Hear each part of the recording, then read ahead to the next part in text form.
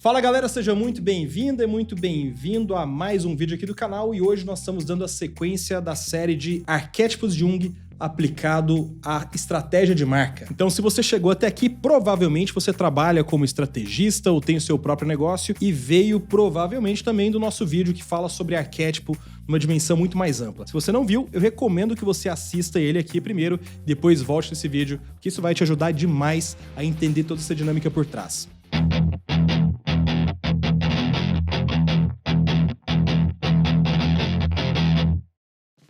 Muito prazer, se você não me conhece, meu nome é Ciro Ribeiro Rocha, eu sou estrategista de marcas e empreendedor e o que eu faço há mais de 10 anos é ajudar empresas em todo o Brasil a repensarem os seus negócios e a reescreverem os seus futuros através da inovação, da estratégia e de um pensamento sistêmico de design. Você gosta de dar o tom das coisas? De autoridade, poder, controle? Se sim, o governante é um arquétipo que pode reverberar muito bem com a estratégia da sua marca. Então, no oposto do rebelde, do fora da lei, que fala sobre independência, sobre quebrar regras, o governante, ele gosta de regras, gosta das coisas muito bem estabelecidas. Principalmente se ele puder criar as próprias regras e fazer com que as pessoas sigam essas regras também. É isso que dá aquela relação de status e de poder. E ainda falando sobre isso, se nós olharmos para Maquiavel, que escreveu O Príncipe, ele fala sobre regras para que você consiga estabelecer o controle. Por exemplo, manter os seus amigos perto e os seus inimigos mais pertos ainda. Por quê? Porque o maior medo do governante é ele perder o poder, ele se sentir enfraquecido. Quando a gente assiste, por exemplo, Game of Thrones, nós temos aqui aquela estrutura de dança dos tronos, né? De fato, é a tradução que veio aqui pro Brasil, porque é sempre alguém tentando derrubar o lugar do outro. Então, entre um rei, por exemplo, escolher ser adorado ou temido, ele normalmente vai pro caminho de ser temido, porque isso é uma relação de respeito. Opa, pera aí, a partir daqui eu tenho consequências.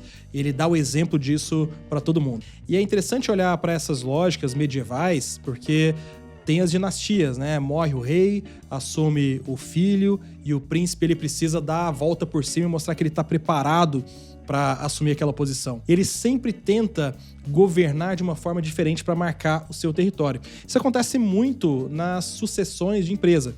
Então, sempre que um patriarca, uma geração nova, ela deixa o cargo de presidente de uma empresa, assume-se ali o filho, e a primeira coisa que o filho faz é colocar algumas regras novas. Uma estratégia interessante para se marcar isso, esse movimento, é uma transição de marca. Então, eu faço uma nova identidade de marca, faço um rebranding, por exemplo, para mostrar que, a partir de agora, existe uma versão nova daquilo que eu entendo ser a melhor maneira de se governar. Bom, e é por esse medo de perder a sua posição, de ser passado para trás, de se puxar o tapete, que esse arquétipo governante, ele defende com unhas e dentes a sua posição, aquele seu lugar. Às vezes até de forma agressiva. Por exemplo, Suits. Já assistiu Suits, o seriado? Comenta aqui se você já assistiu Suits, um seriado que eu adoro, eu já devo ter assistido ali alguns episódios mais de 7 vezes. O que a gente vê ali é uma guerra pelo poder, né, de com quem vai estar o controle da firma, quem são os acionistas,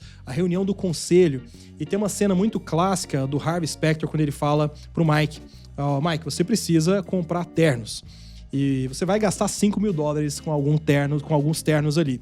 E o Mike chega com vários ternos e o Harvey faz o seguinte, cara, você vai comprar um terno, pode jogar tudo isso fora. O seu terno é o seu cartão de visita, assim como é o carro da Mercedes. Ainda sobre governante, tem uma cena dos Suits muito legal, que o Harvey fala o seguinte, olha, o seu nível de entrega é esse aqui, e eu gosto de jogar aqui. Então, ele seta padrões e é exatamente em cima disso que se constrói o senso de comunidade.